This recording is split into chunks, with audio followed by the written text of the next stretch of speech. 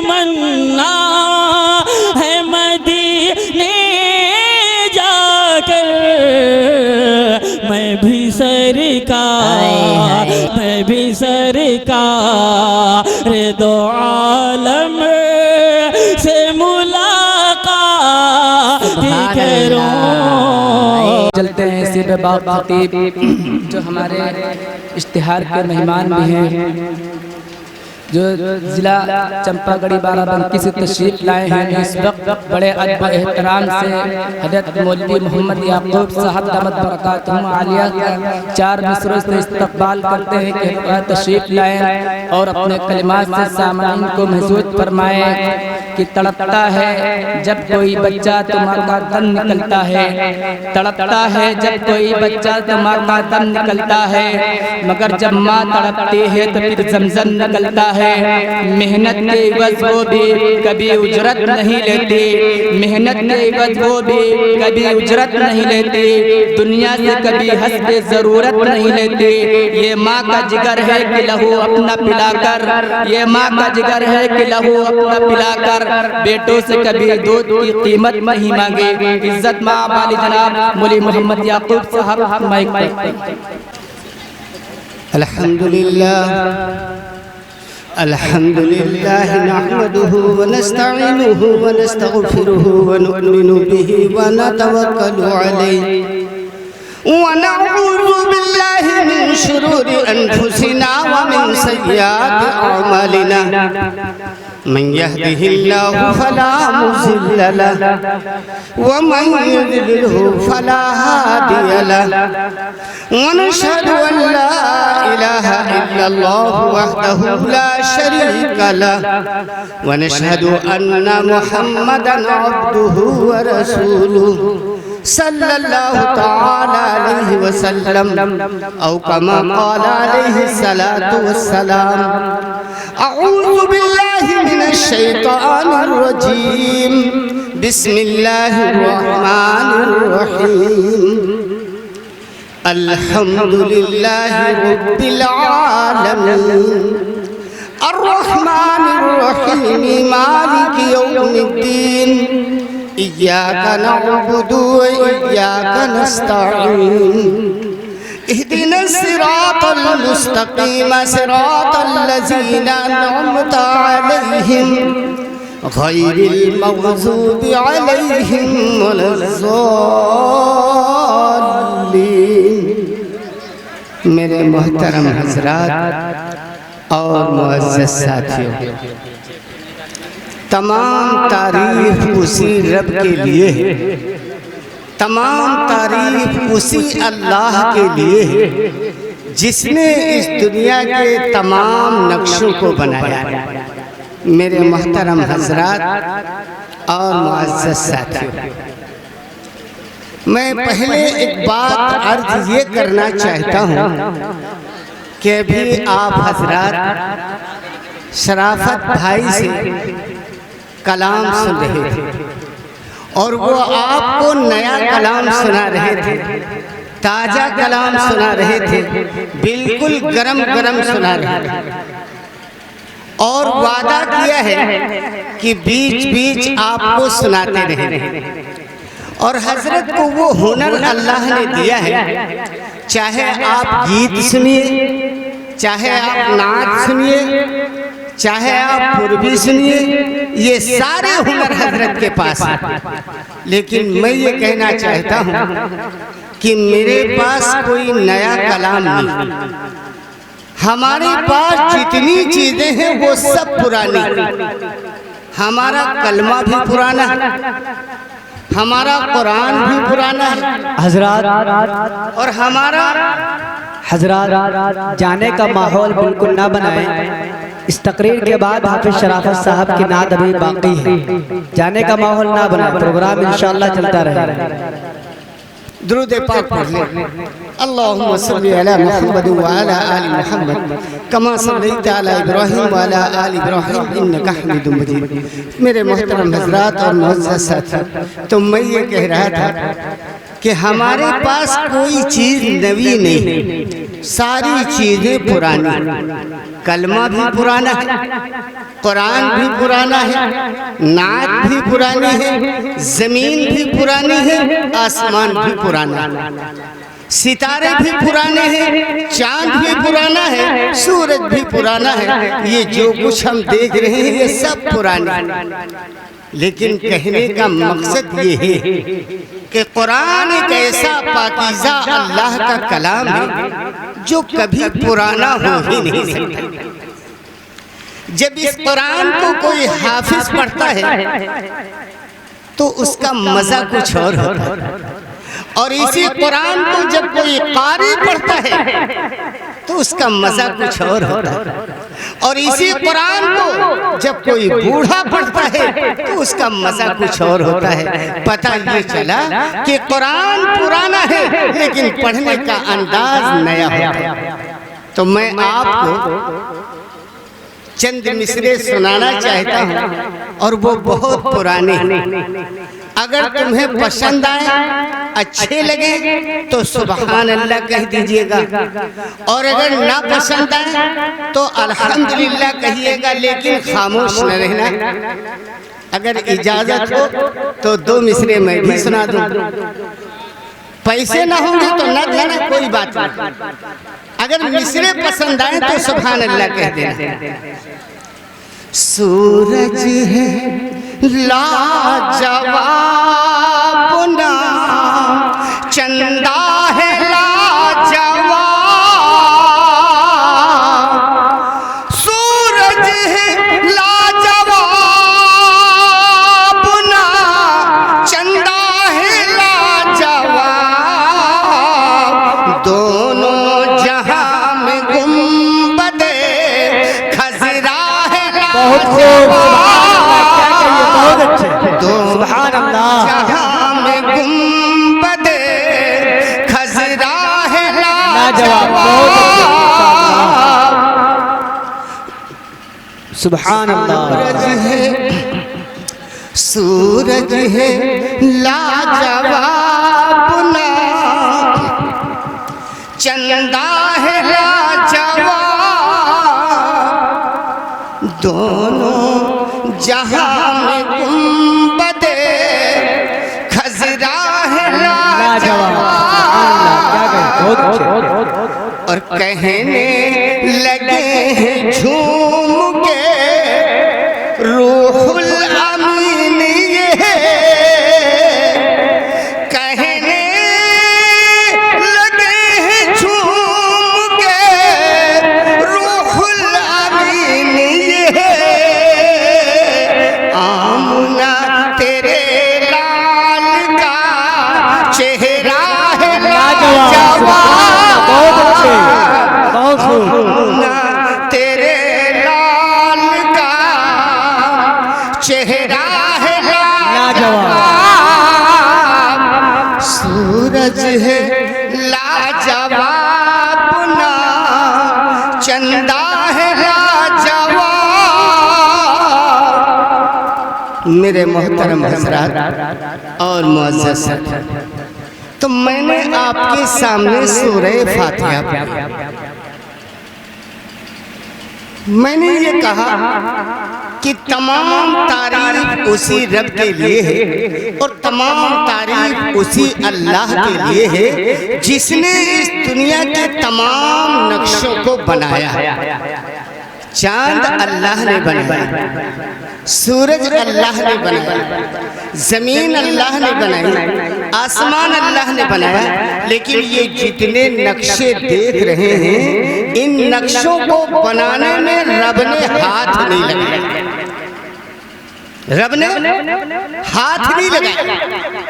अल्लाह ने चांद को बनाया है लेकिन हाथ नहीं लगाया। सूरज को अल्लाह ने बनाया है लेकिन हाथ नहीं लगाया। ये इतना भारी भरकम आसमान अल्लाह ने बनाया है लेकिन हाथ नहीं लगाया।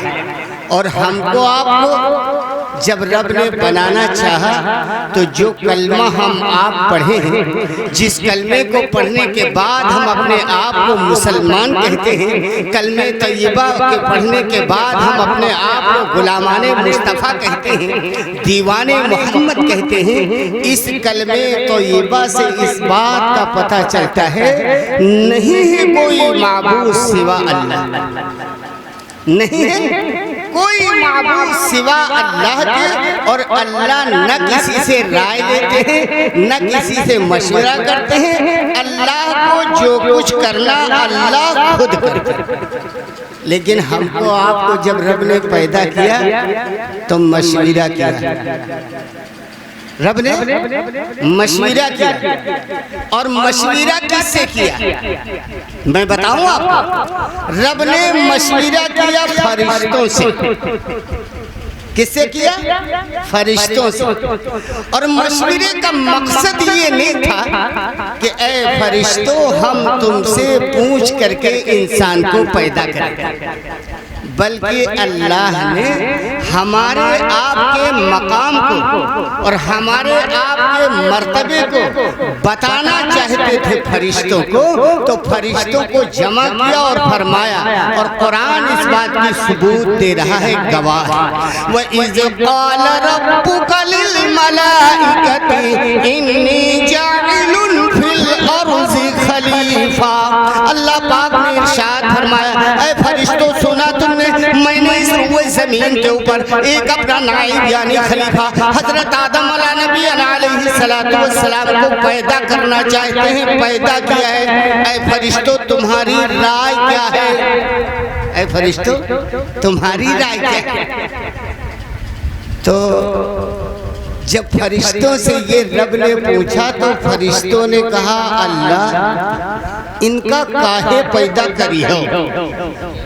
अल्लाह इनका काहे पैदा कर हो?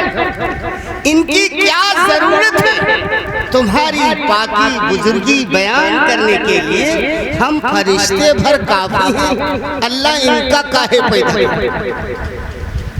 तो फरिश्तों को रब ने समझाया कि फरिश्तों जो मैं जानता हूँ वो तुम नहीं जानते, जो मैं जानता हूँ वो तुम नहीं जानते हो। तो फरिश्तों को रब ने हमारा मकाम बतलाया और क्या कहा, ऐ फरिश्तों। अच्छा एक बात ये बताओ, जिस तरह से रब ने फरिश्तों से पूछा कि इंसान बनाओ, तो फरिश्तों ने कहा अल्लाह इनका काहे बने हो। इसी तरह से अगर अल्लाह हमसे आपसे पूछते कि अच्छा बोलो नाक कहाँ लगाऊं, नाक कहाँ लगाऊं, तो हम आप कहते अल्लाह हियां न लगाओ चाहे जहाँ लगाओ। इस वजह से कि बेहतरीन दस्तरखान सजा होगा, आंखों की चाहत होगी, पेट की हाजत होगी, जुबान की चाहत होगी, हाथों की ख्वाहिश होगी कि कितनी जल्दी उठाऊं और मुंह के अंदर ले जाए। और काश अल्लाह इका हिया लगावत तो हो, लेकिन अगर जुखाम की हालत में कहूँ छुई गई तो आफत हुई, तो अल्लाह इका कोई साइड कह देते। लेकिन अल्लाह जो कुछ करते हैं अल्लाह अच्छा करते हैं। अब आप अंदाजा लगाएं कि जो सिफत अल्लाह ने नाक के अंदर रखी है वो बदन के जितने आज़े हैं किसी आज़े के अंदर न ये सलाहियत है और न ये सिफत। हाथों की ख्वाहिश है, जुबान की चाहत है, पेट की हाजत है, जो कुछ मिल जाए सब अपना लो, जो सामने आ जाए उसे खा लो। लेकिन अगर खाने के लायक है, खाने के लायक है तो हाथ समझते नहीं उठा लेते, और उठाने के बाद जब मुंह के करीब ले जाते हैं तो एक बालिश तो दूर से नाक बताए जब कहा लिखे आवत हो। अगर हाथों को इल्म होता कि ये सड़ी चीज है तो हाथ छूते, ये सलाहियत ही नहीं। ये सलाहियत तो अल्लाह ने नाक के अंदर रखी कि जब आदमी लुक़्मे को उठाता है और मुंह के करीब ले जाता है तो नाक फौरन बता देता है कहा ले आओ तो हटाओ। अब अगर इस नाक को अल्लाह तुम्हारे कहने के मुतालिक पीछे लगा देते तो लुकमे को उठाते, उसके बाद ले जाते, फिर पीछे दिखाते, जब वो कहती खा लो तो फिर लाते। कितनी बड़ी दिक्कत बन जाती। तो अल्लाह ने इंसान बनाया और कितना अच्छा बनाया और कितना खूबसूरत बनाया, कितनी सलाहियत इंसान को दी। वो अल्लाह कितना बड़ा कारसाज है जिस अल्लाह ने एक नक्शे का इंसान एक सांचे से बना दिया। एक नक्शे का इंसान एक सांचे से ढाला। हमारे आपके इलाके में भट्ठे हैं, किसी भट्ठे का ईंटा छोटा है, किसी भट्ठे का ईंटा मोटा है, किसी भट्ठे का ईंटा लंबा है, किसी भट्ठे का ईंटा चौड़ा है। जितने भट्ठे उतने सांचे उतने डिजाइन। लेकिन अल्लाह ने जो इंसान बनाया, सारे के सारे इंसानों का नक्शा एक और सांचा सबका एक और रंग सबके अलग अलग। अच्छा ये बताओ, अल्लाह के गोदाम में नाकें नहीं कम पड़ी, अल्लाह के गोदाम में आंखें नहीं कम पड़ी, अल्लाह के गोदाम में हाथ नहीं कम पड़े, अल्लाह के गोदाम में जुबानें नहीं कम पड़ी। का अल्लाह के गोदाम में रंग कम रहा है? अगर अल्लाह चाहते तो सबको गोरे ही बना देते, कोई काला न होता। और अल्लाह चाहते तो सबको काला बना देते, कोई गोरा न होता। लेकिन ये सिफत को सिर्फ है, अल्लाह जो कुछ करते हैं अच्छा करते हैं। अगर अल्लाह एक ही रंग चढ़ा देते तो दिन कट जाता, रात बड़ी मुश्किल होती। रात बड़ी मुश्किल होती। जब औरतें सुबह को अपने बच्चों को खेलने के लिए बाहर निकालती तो कहती भैया शुद्ध खेलो, गबड़ न जाओ। होती दिक्कत नहीं।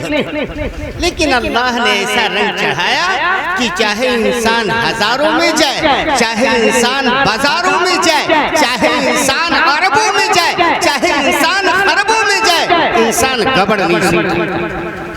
इंसान गबड़ नहीं सकता।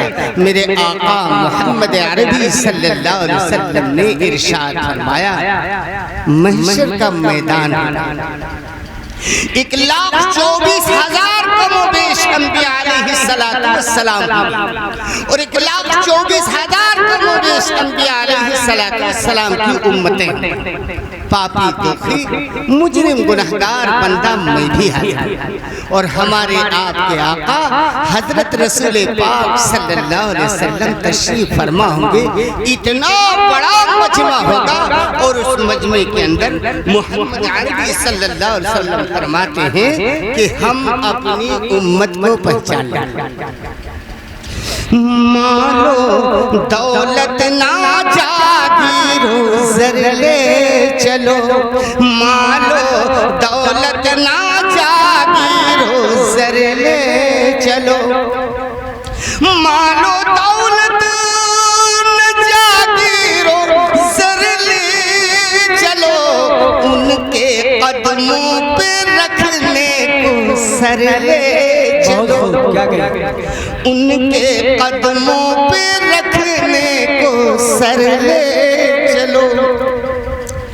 और रहमतें तो जहां की खुशी के लिए, रहमतें तो जहां की खुशी के लिए अपने दामन दुरूदों से भर ले चलो। सुभान अल्लाह। अपने दामन दुरूदों से भर ले चलो। और रोज़े महशर में जान और पहचान के लिए, रोज़े महशर में अल्लाह के नबी फरमाते हैं कि हम अपनी उम्मत को पहचान लें। अब आप अंदाजा लगाएं नबी अपनी उम्मत को कैसे पहचाने।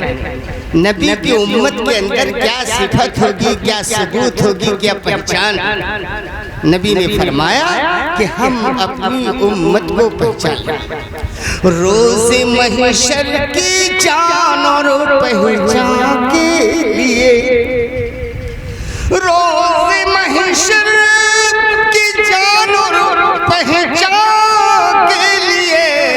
सजदे पेशानी के सब निशान चलो, सजदे पेशानी के सब निशान चलो। जिनकी पेशानी काली है, जिनकी पेशानी दागी हो गई है, सजदे करते करते महशर के मैदान में उनकी पेशानी का हाल ये होगा, उनकी पेशानी का मर्तबा ये होगा कि 14वीं चाँद की तरह से उनकी पेशानी लाइट मारती। तमाम उम्मतियों में महबूब की उम्मत चमक रही होगी, रोशन। लेकिन प्यारे महबूब ने अपनी उम्मत की इस्लाह, अपनी उम्मत की ट्रेनिंग इसी रुए जमीन पे की। आज ये इतना मजमा बैठा हुआ है, मेरी समझ में बात ये नहीं आती है कि इतनी दूर से बुलाया गया, इतने मुकर्रिरों को बुलाया गया, कितने बेहतरीन पढ़ने वाले और कितने बेहतरीन सुनने वाले, लेकिन ये सारी जगह खाली है। महसूस ये हो रहा है कोई चंदे की बात तो नहीं की गई थी कि प्रोग्राम कराएंगे तो चंदा भी कराएंगे। बोलो भाई, ऐसा तो नहीं चंदा की बात सुने हो तो मजमा कम हो गया हो कि अब नंबर आ गया, अब चंदा होगा, तो चंदा न दीजिएगा, कोई बात नहीं, आप जमे रहिए, बात सुनिए। तो अल्लाह के नबी सल्लल्लाहु अलैहि वसल्लम ने फरमाया कि ये जो मजलिसें कायम होती हैं, इनकी मिसाल भी एक मदरसा है, और आपके साइड में भी मदरसा है, आपके सेट में भी मदरसा है, और ये जो मजमा जमा हुआ है इसकी भी मिसाल एक मदरसा है। लेकिन थोड़ा फर्क, वो ये फर्क है कि उस मदरसे में सबक दिया भी जाता है और सबक सुना भी जाता है, उसमें दो काम होते हैं। और ये जो मदरसा कायम होता है इसमें सबक दिया जाता है और सुनाना नहीं है, आपको बस सुन लीजिए, और उसमें सुनाना भी है और सुनना भी। इसमें सिर्फ सुनना है, सुनाना नहीं। लेकिन मैं ये कहना चाहता हूँ कि ये जितना मजमा बैठा है इसमें मदारिस के बच्चों को छोड़कर और वो अहबाब जिन्होंने 4 महीने 40 दिन 10 दिन अशरा लगाया है, उनको छोड़ करके अगर 100 साल का कोई बूढ़ा मजमे में है, उससे पूछो गुस्ल में फर्ज कितने, तो बताना मुश्किल पड़ेगा। गुस्ल के फर्ज बताना मुश्किल पड़ेगा, क्योंकि ये गुस्ल के फराइज और सुन्नतें मुस्तहबात वज़ू के फराइज ये उन्हीं लोगों को सिखाए गए हैं जिन लोगों ने अपनी नमाज को दुरुस्त करने के लिए, अपनी नमाज को सही करने के लिए वक्त निकाला है। उनकी नमाजें दुरुस्त हैं, उनकी नमाजें सही हैं। और जिन लोगों ने वक्त नहीं निकाला है, अगर उनसे पूछा जाए कि चचा मियाँ गुस्ल में कितने फर्ज, एक साहब बैठे हुए थे, तो जब ये सवाल किया गया कि गुस्ल में कितने फर्ज हैं, तो वो दादा जान कहने लगे कि 3-4 हुई हैं, 3-4 हुई हैं। तो हजरत ने कहा कि एक बात बताओ, 3 है या 4 है? दोनों ने बताओ, एक बात बताओ। तो कहा फिर 5-6 हुई हैं। तो कहा यार एक बात बताओ, तो कहा 7-8 हुई हैं। होते करते 10 पे पहुंच गए तो बगल में मदरसे का बच्चा बैठा हुआ था, तो उसने कहा दादा जान कह दो गुस्ल में 3 फर्ज हैं। 3 क्या कहा? दादा जान कह दो गुस्ल में 3 फर्ज है 3। तो जब उस बच्चे ने बताया तो दादा ने बच्चे को डांटा, हट बेवकूफ कहीं के, मैं 10 पे पहुंच गया, वो मानता नहीं है और 3 पे राजी हो जाएगा। 10 पे पहुंच गया, वो मानता नहीं है और 3 पे राजी हो जाएगा। तो पता ये चला कि मेरे भाई और दोस्तों, नमाज हम पढ़ते हैं इसमें कोई शक नहीं है, लेकिन हमारी नमाज इस काबिल नहीं है, हमारी नमाज इस लायक नहीं है जो हमारी नमाज हमारे कामों को बनाता है। आज नमाज का हाल ये हो गया है कि अल्लाह हम सबको सही समझ अता फरमाए। कल कौन सा दिन गुजर गया पीछे, अभी सब लोग बताएंगे जुमा। कल कौन सा दिन था? जुमा। जुमे के रोज न जाने कितने नौजवान अपने कामों को छोड़ देते हैं निस्बत पे कि जुमा का दिन है, नमाज अदा करना। सुबह से शाम तक की एक रट उनकी जुबान पे रहती है, एक सदा उनकी जुबान पे रहती है, उनके रगो रेशे में पुरोया होता है कि जुमा है जुमा। अगर कोई आदमी कह दे कि भैया ठीक है जुमा है, जुमे के वक्त आप नमाज पढ़ लेना, लेकिन 2-2.5 घंटे का काम है आप कर दीजिए और जो चाहे हमसे पैसे ले ली, मैं यार कैसी बात करते हो, जुमा है। रगो रेशे के अंदर पुराया हुआ है जुमा है जुम्मा। जो पढ़े लिखे लोग हैं वो जुमा कहते हैं और जो अनपढ़ लोग हैं वो जुम्मा कहते हैं, जुम्मा। लेकिन जब अल्लाह के पाक घर में हाजिर होते हैं तो ना जुमा है ना जुम्मा, सिर्फ जुम्मा। 2 रकात इमाम साहब ने पढ़ाई, पूरी मस्जिद खाली। अल्लाह जाने कहाँ ये जाकर के अदा करते हैं। मेरे भाई, नमाज इस तरह से नहीं अदा होगी, नमाज इस तरह से मुकम्मल नहीं होगी। नमाज को पढ़ो और सीखो, नमाज को पढ़ो और सीखो। अपने बच्चों को दीनी तालीम सिखाओ, अपने बच्चों को दीनी मदारिस के अंदर भेजो। आज हमारे बच्चे दीनी तालीम नहीं हासिल करते। हमारे मुसलमान घरों के बच्चों का माहौल ये है कि अब इस दौर जमाने के अंदर वो अपने अब्बू को अस्सलाम वालेकुम नहीं कहते हैं, इस वजह से कि सलाम का माहौल टूट गया है, सलाम घरों से निकल गई है। अब क्या कहते हैं? पापा टाटा। कौन सिखाते? मुसलमानों के घर में मुसलमानों के बच्चे पापा और टाटा अस्सलाम वालेकुम नहीं कहते। मेरे भाइयों और दोस्तों, अपने बच्चों को दीनी तालीम सिखाओ, अपने बच्चों को कुरान पढ़ाओ। जिस तरह से हम नमाज पढ़ते हैं, ये हमारी नमाज हमको मंजिल मकसूद तक नहीं पहुंचाएगी। नमाज चाहे जुमे ही के दिन पढ़ो, चाहे जुमे ही के दिन पढ़ो, लेकिन जो जुमा पढ़ने के लिए मस्जिद के दंत कदम रखो, उस नमाज को ये समझ लो कि हमारी जिंदगी की आखिरी नमाज। खुदा जाने अगला जुमा पढ़ने की नौबत आओ या मैं दुनिया से रुखसत, तो कम से कम वो जुमा तो अहमियत के साथ अदा कर लो। जो जुमे की फजीलतें हैं वो पूरी अदा कर। लेकिन पता ये चला कि जुमे के अंदर दाखिल भी हुए, लेकिन जुमा सिर्फ दुआ रख दिया कि 2 रकात नमाज अदा कर दी इमाम साहब के पीछे और बस पूरा मजमा खाली हो गया। और जब बाहर निकले तो अगर समझ में शैतान ने साथ दे दिया तो नवे चप्पल पहन लिए, पुराने छोड़ दिए। और जब बाहर निकले लोगों ने पूछा, कहें यार बदल गए। अच्छा सच्ची बात बताओ, बदल तो उस वक्त जाते जब आप मस्जिद में होते और बाहर निकलते तो मालूम होता कि तुम्हारे चप्पल कोई पहन है। पहले निकले हैं, नमाजी अंदर है और बदल गए। अरे ये क्यों नहीं कहते हो साफ साफ बदल के लाए? शेरे महशर करम इतना मेरे सरकार हो जाए, शेरे महशर करम इतना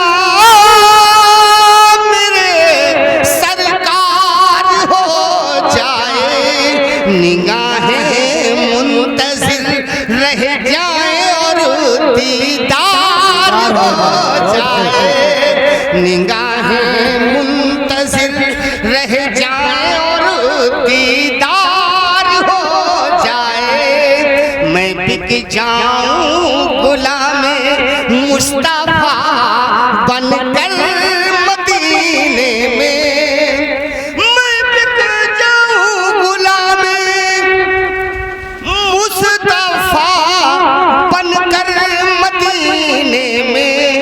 मोहम्मद नाम पर सौदा सरे बाजार हो जाए, मोहम्मद नाम पर सौदा सरे बाजार हो जाए।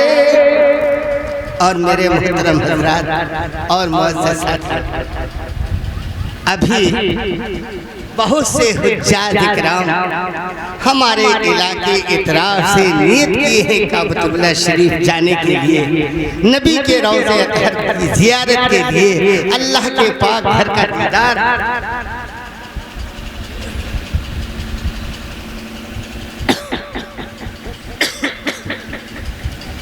तो मेरे भाई और दोस्तों, अल्लाह पाक का दीदार करने के लिए, रौज़े अतहर की ज़ियारत करने के लिए बहुत से हुज्जाज इकराम जा रहे हैं। और जब हाजी हज के लिए कदम उठाता है और अल्लाह पाक उसे अपने पाक घर का दीदार कराने के बाद वापस फरमाते हैं, तो उलमा इकराम से पूछिए उस हाजी का क्या मकाम होता है।